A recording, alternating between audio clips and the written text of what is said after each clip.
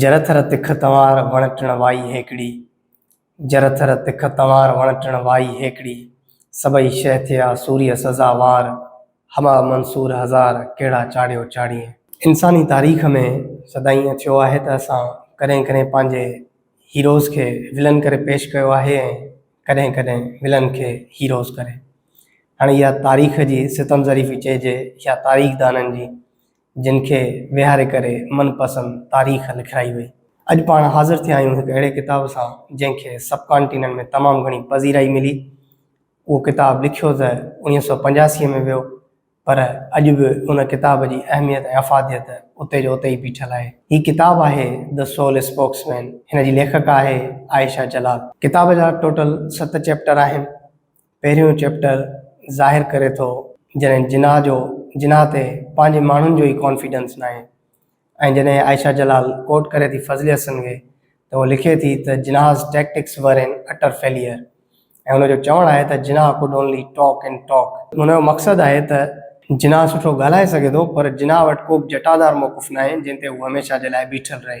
उन खां पोइ सेकेंड चैप्टर में जॾहिं 1937 जी इलेक्शन्स जो ज़िक्र अचे थो ऐं उन में जिनाह फेल थिए थो, सभ खां वधीक जेका हुनखे फेलिंग रिज़ल्ट्स मिलनि था उहे अॼु जे सिंध ऐं KPK मां ई मिलनि था। उन खां पोइ जॾहिं ज़िक्र अचे थो सिंध ऐं सिंध जे माण्हुनि जो, त उते जेको सिंध जी लीडरशिप खे आयशा जलाल लिखियो आहे, उहो इंतिहाई हिकिड़ो मज़बूत मौक़ुफ़ आहे आयशा जलाल जो। उन में जेका सभ खां वॾी ॻाल्हि आहे उहा इहा आहे त जेको अला बख्श सुमरे जो मर्डर आहे, उन लाइ असांखे जेके ग़लति शयूं इनकलकेट कयूं वियूं आहिनि माइंड में, उहे आयशा जलाल हिन में अनफोल्ड कयूं आहिनि। मिसाल तौरु आयशा जलाल जो चवणु आहे त हिन में GM सैद जा हथ बि कोन हुआ ऐं हिन में जेके साज़िशी ऐं मुलविस क़ुवतूं हुयूं उहे ॿियूं हुयूं।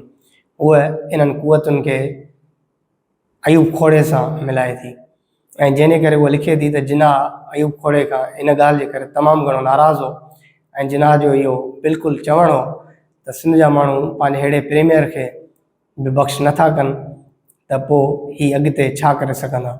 त जिनाह जो कॉन्फिडेंस बिल्कुलु सिंध जे माण्हुनि तां लूज़ थी वेंदो आहे। उन खां अलावा जेको अली मोहम्मद राशिदी जो मौक़ुफ़ आहे उहो बि ॾाढो सघारो आहे। आयशा जलाल जो चवणु आहे त अली मोहम्मद राशिदी जो चवणु हो त Sindhis would never buckle down under Punjabi dominance.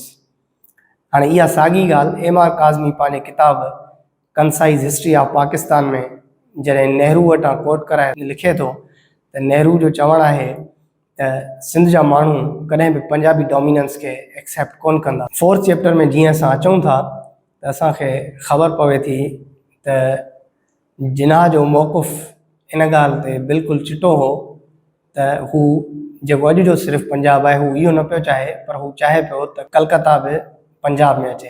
हाणे हुन जेको एग्ज़ैक्ट हुन जूं लाइन्स आहिनि उहे इहे आहिनि त Pakistan without Calcutta would be like asking a man to live without a heart.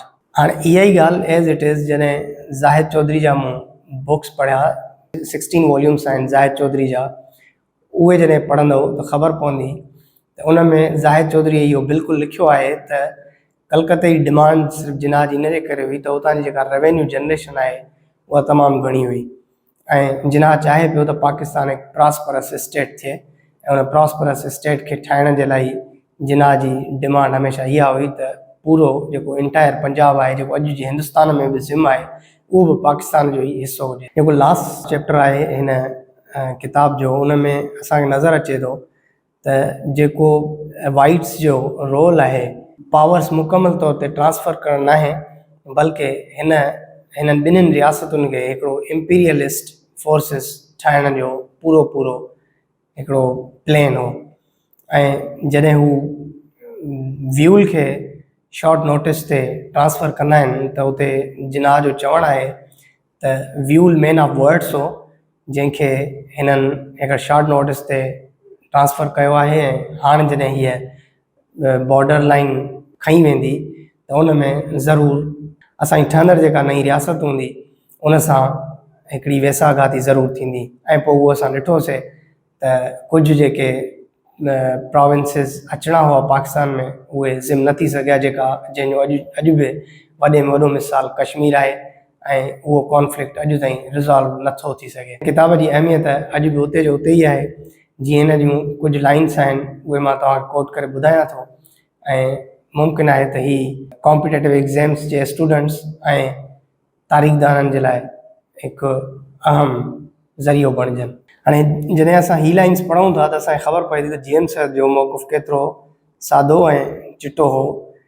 हुनजो चवणु आहे त Syed was not prepared to accept any outside interference in his Sindhi Pakistan, and so far as the communal problem was concerned, he was certain that it could be settled between the Hindus and Muslims living in the province for centuries, and who would know how to get together and settle their affairs easily.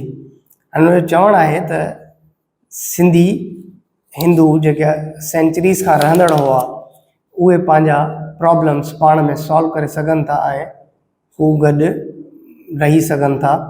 इन जे करे सैयद जो इहो मौक़ुफ़ हो त असां सिंधी का बि outside interference नथा चाहियूं। 1943 में जेको अल्लाह बख़्श मर्डर थिए थो उन ते हाणे ही हिकिड़ियूं मुस्तनिद लाइन्स आहिनि। In May 1943, Allah Bakhsh was murdered, and to this day it remains a mystery which of his many opponents engineered the incident. But it left a gap in the patchwork quilt of Sindhi politics, and Jinnah feared that Khodo might squeeze through it into power. उम्मीद है तव्हांखे हीअ किताब पसंदि ईंदो ऐं तव्हां पंहिंजा राय असांखे ज़रूरु ॾींदो। हाज़िर थींदासीं ॿिए दफ़े हिक ॿिए किताब सां, हिक ॿिए मुसनिफ़ सां, कंहिं ॿिए महिमान सां। तव्हां सभिनि जी वॾी महिरबानी।